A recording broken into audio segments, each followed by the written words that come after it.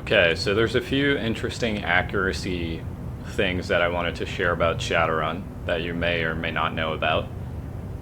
One is accuracy while moving. So if you didn't know, every single race in Shadowrun has a different move speed when walking forward, backwards, and left or right. So forwards is always faster, and then second fastest is backwards, and then left and right are the third fastest option. And so how this plays into accuracy is how it affects your bloom. So if you can see, and it's very minor in terms of like a visual aspect, but if you look closely, you'll see that when I'm moving to the right, that's about how big my reticle gets, or the bloom. Now let's see, moving backwards. All right, let me do it right here. Slightly bigger. And then moving forwards is the biggest. So left, backwards, slightly bigger, and then forwards, slightly bigger than that.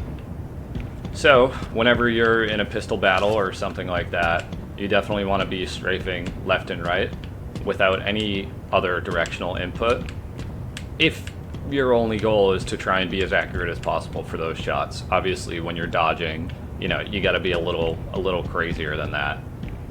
The second thing I wanted to show y'all is how Wired can help with bloom reduction. It's a bit weird, but let me first show you. So this is what a jump looks like, normal bloom, holding a rifle from jump to standing. Takes about like 3 seconds to finish the bloom. And this is what a jump looks like after Wired.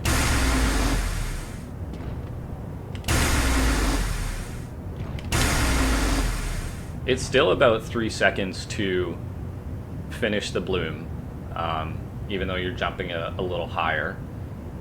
And I think what's going on here is that the game wants you to have the same amount of bloom expansion and reduction ratio to the height of your jump, regardless of the height.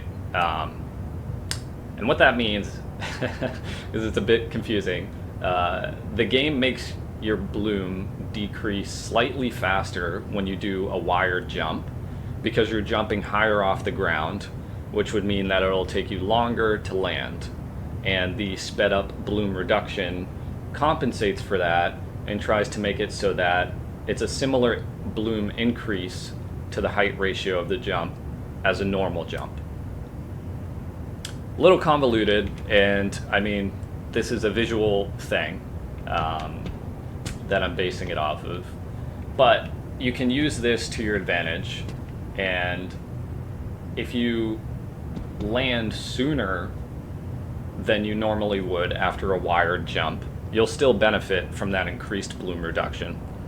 So what do I mean by that? Let me try and show you. Here's a tele jump to crane. Right, you land, it could have been better, like I could have landed sooner, but that's what that bloom looks like. And now here's a wired jump tele to crane. As you can see, I honestly got over here around the same height, but when I landed, the bloom was significantly, or it was decreasing significantly faster. Let me show you again.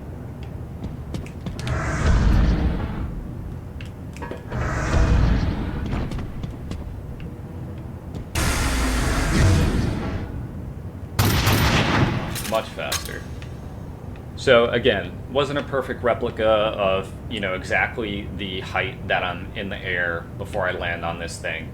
But if you do it yourself enough times, you'll see that the bloom reduction is much, much faster when you land after a wired jump than it is when you just land after a normal tele jump, or however else you're getting onto crane.